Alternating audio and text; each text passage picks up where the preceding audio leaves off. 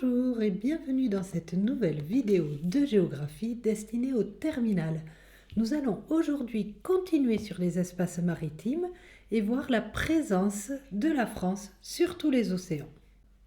La ZEE, Zone économique exclusive de la France, est l'une des plus étendues au monde. Elle couvre plus de 10 millions de kilomètres carrés. Cette vaste étendue maritime permet à la France d'avoir un statut particulier sur la scène internationale, car elle peut exploiter librement les ressources maritimes qui se trouvent dans cette ZEE. Si elle est si grande, c'est parce que la France possède de nombreux territoires d'outre-mer, répartis dans tous les océans, l'Atlantique, le Pacifique, l'Indien et même l'océan austral. Tous les territoires représentés en bleu sur le planisphère sont les territoires d'outre-mer de la France. Chacun de ces territoires bénéficie d'une ZEE de 200 miles marins, soit environ 370 km des côtes, ce qui fait au total une surface considérable. J'ai placé ici le schéma des différentes zones fixées par la conférence de Montego Bay, dont on a parlé dans une précédente vidéo. La mer territoriale, qui s'étend jusqu'à 12 miles marins, soit environ 22 km à partir de la ligne de côte. Là, l'État côtier exerce une souveraineté complète, comme sur son territoire terrestre. La zone contiguë, jusqu'à 24 miles marins, où l'État côtier a le droit de contrôler la réglementation de l'immigration, de la douane et de la lutte contre la pollution. La ZEE, qui s'étend jusqu'à 200 miles marins, où l'État côtier a des droits souverains sur les ressources maritimes, à savoir la pêche, l'exploration et l'exploitation des ressources minérales, ainsi que l'énergie marine. La ZEE est un espace où l'État peut également mener des activités scientifiques. Puis ensuite, il y a la haute mer qui désigne toutes les eaux océaniques qui ne relèvent pas de la juridiction d'un État, c'est-à-dire au-delà de la ZEE. La haute mer est ouverte à tous les États et tout le monde a le droit d'y naviguer, de pêcher, de mener des recherches scientifiques, pourvu qu'il respecte le droit international. L'immense ZEE de la France apporte de nombreux avantages. Le premier est constitué des ressources halieutiques. En effet, les eaux françaises regorgent d'une grande diversité de poissons et de fruits de mer, exploités pour la pêche commerciale et la sécurité alimentaire locale. Un autre avantage de cette ZEE concerne les hydrocarbures et les minéraux. Le bassin de Guyane, par exemple, est particulièrement riche en ressources pétrolières et gazières.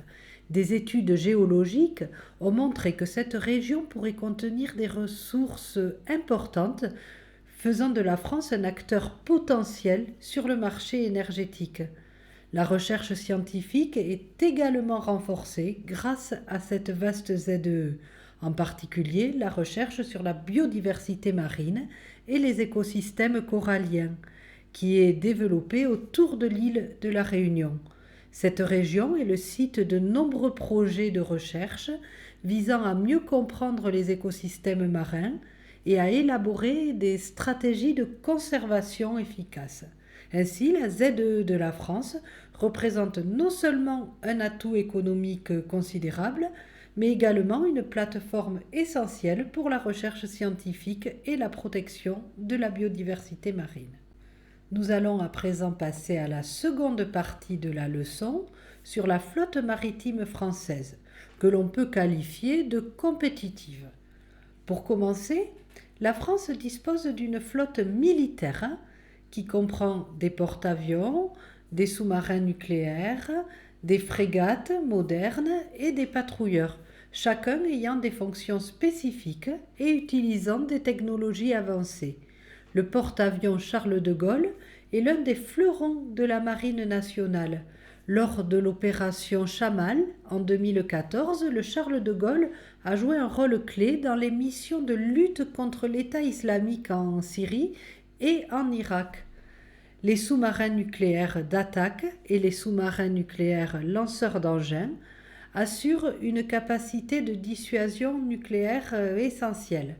La flotte inclut également des frégates qui assurent la sécurité maritime, la lutte contre la piraterie et la protection des voies de navigation.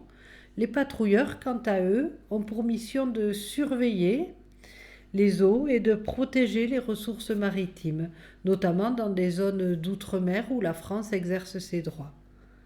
La Marine nationale maintient une présence maritime dans des régions stratégiques, notamment en Afrique, dans l'océan Indien et dans le Pacifique.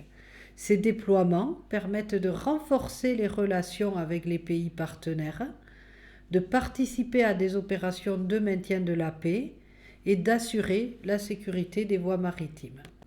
La flotte commerciale française est également bien positionnée sur le marché mondial.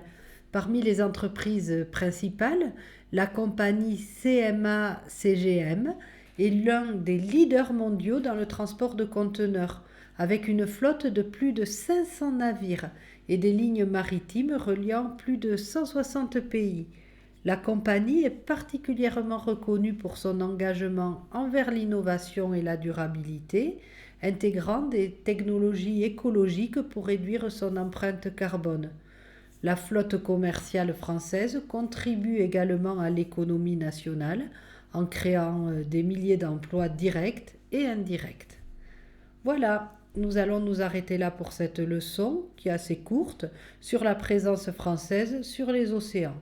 J'espère avoir été claire. Je vous souhaite de bonnes révisions et je vous dis à bientôt.